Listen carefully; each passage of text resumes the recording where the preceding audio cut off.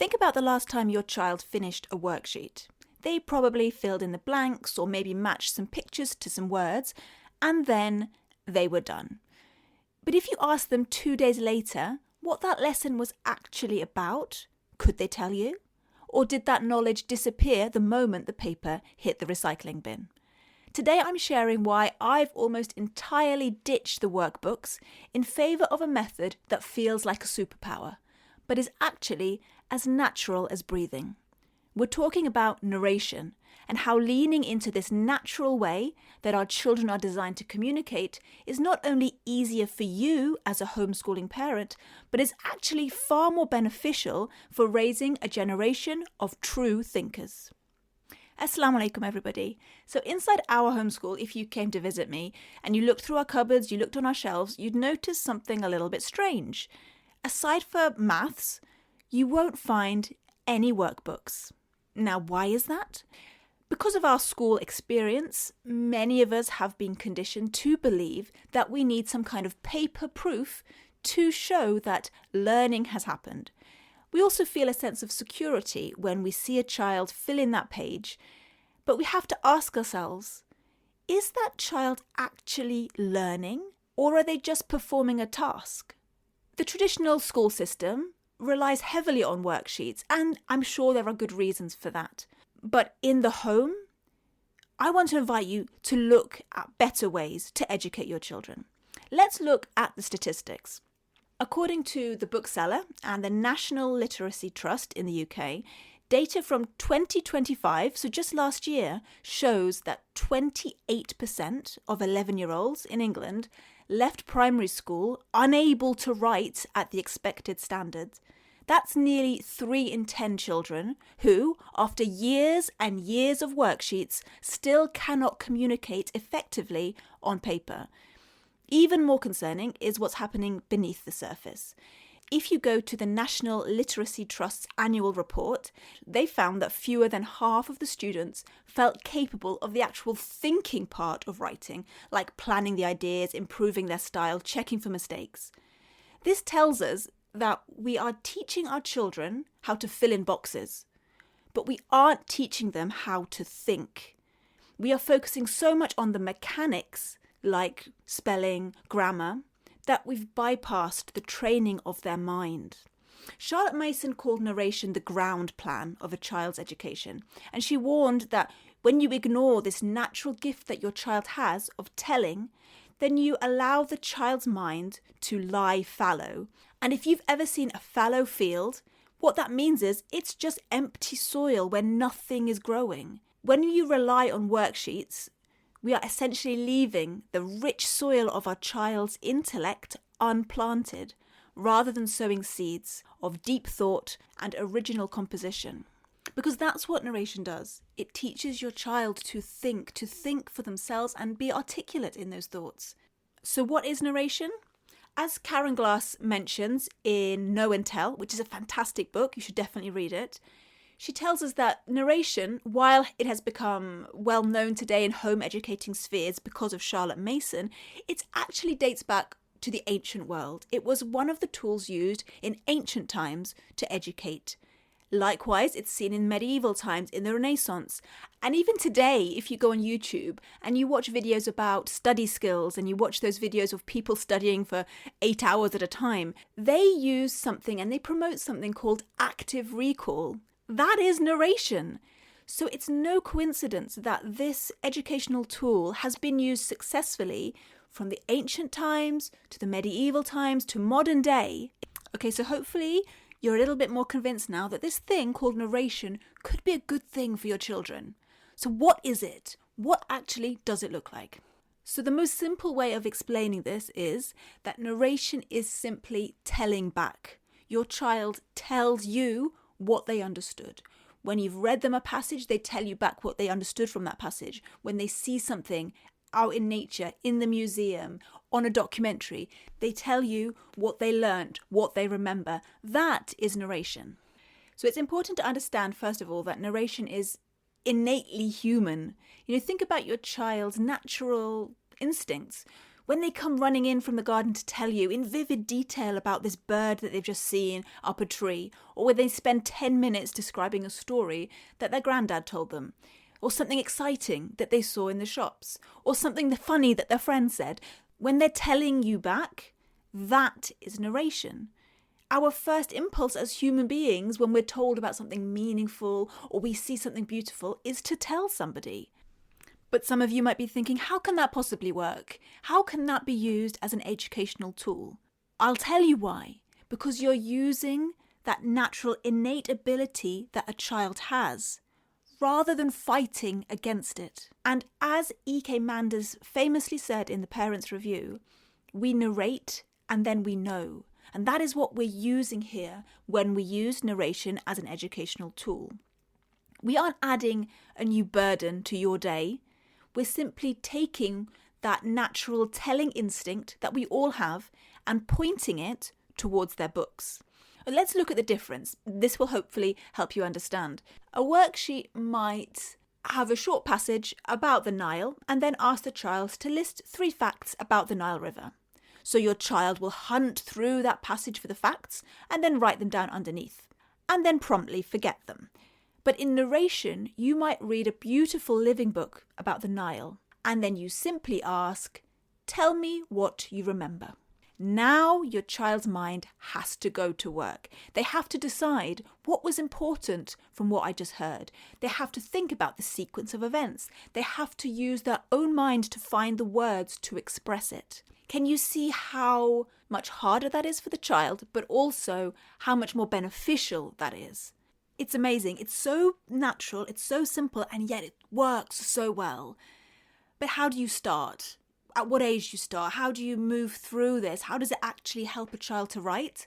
Well, actually there are 4 stages and they kind of overlap with one another. So the first stage, at about the age of 6 or 7, is oral narration. So your child will just tell you verbally what they understood from something you've read to them, something they've read, or whatever it might be. What's amazing about this is they can think and they can compose their narration without being restricted by their ability to write or spell. I mean, you can imagine, say for example, you're reading a beautiful story about the Great Wall of China, and then you ask your child to tell you what they understood, your 6-year-old child. What they can tell you about the passage is going to be very, very different to what they can write, because their ability to actually form those words, their fine motor skills, is not there yet. And so at this age, you're not asking them to write, you're simply asking them to tell you verbally what they understood. And so oral narration allows your child to use the big words, to think of complex ideas, because they're only using their voice. They're not restricted by the handwriting or spelling. And then, a few years later when they're ready, they transition into written narration, where they will write out the narration rather than telling you. And this is a gradual process. You ease into it, and then you ease in a few years later into teaching them more about composition skills, so that you really help them to arrange those facts and ideas with more intention. And then the final stage is you teach them formal writing, that final, more polished skill for essays, critiques, and formal reports. But the magic here, the beauty here, is that it all starts with talking. It allows a child to compose brilliant, sophisticated thoughts without being slowed down or frustrated by their inability to spell a word or hold a pencil correctly. And what we're really doing here is we're separating the thinking from the handwriting and allowing the thinker to grow first. So before we carry on, and I tell you a little bit more about narration, we're going to stop for a quick break. I want you to listen to this message from one of the ladies inside my online homeschooling course, Launch Your Homeschool, which will be opening enrollment this June. Let's hear what she has to say. Assalamu alaikum. My name is Saira. I'm a homeschooling mom of 2, and I highly recommend Dr. Gemma's Launch Your Homeschool course. Alhamdulillah, it exceeded my expectations, and I'm so glad that I took it. The reason I took it was because I really trust Dr. Gemma based on the content that she's provided in the past. It's always been so insightful and useful, alhamdulillah. And this course really helped me understand why I'm homeschooling, what I want to get out of it, and what the best course of action would be for my family. Alhamdulillah, it was wonderful. She provides so much knowledge. She allows us to explore so many different resources. And my favorite part about this class was the worksheets that she provided. They allowed me to really sit down, put all of the theory down onto paper, and that in turn allowed me to create a practical plan that I can put into use from day one. And now many months later, I'm still using those worksheets. They keep me on track. They help me stay very practical. They allow me to use the knowledge and the resources that she provided on a daily basis, alhamdulillah. And it makes it so much more accessible when you have your plan completely written down on paper. And I so thank her for creating her program in a way that makes it very, very efficient and applicable to our daily lives. And it allowed me to make a customized plan that's still working for us, alhamdulillah. And I can't thank her enough. Jazakallah khair, Dr. Gemma. Thank you. Assalamu alaikum. Thank you so much, Saira. May Allah bless you and your family. So if you've listened to that testimonial and you've been listening to this podcast and you want something like this for your child, for your child's education, something where there is depth, something where you're moving away from busy work and you're giving your child true intellectual growth through their learning experience at home, then I want to invite you to join Launch Your Homeschool this June when enrollment opens.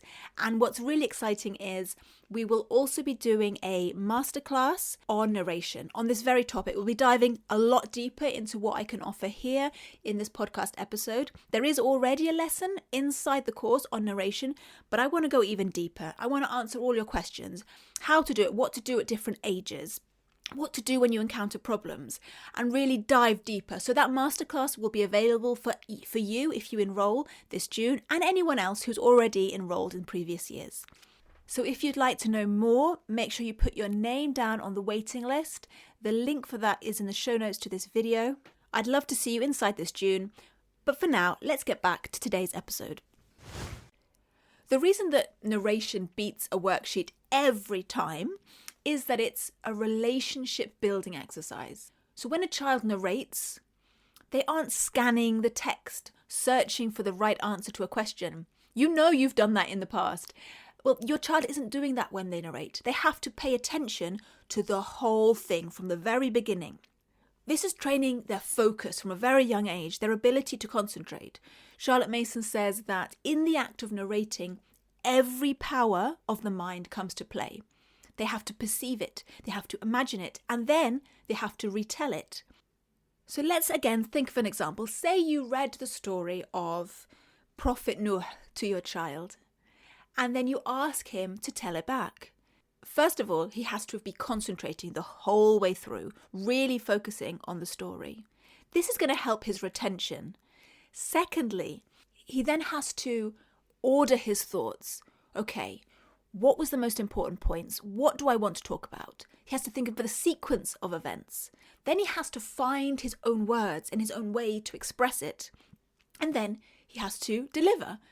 The depth that this offers far exceeds anything that any worksheet can do. And it's so easy to implement in your home. It's so natural. Your child learns not only the subject matter, but also learns how to think. And because they have used that information that you gave them in the way that we've described to compose a narration, they retain it far better.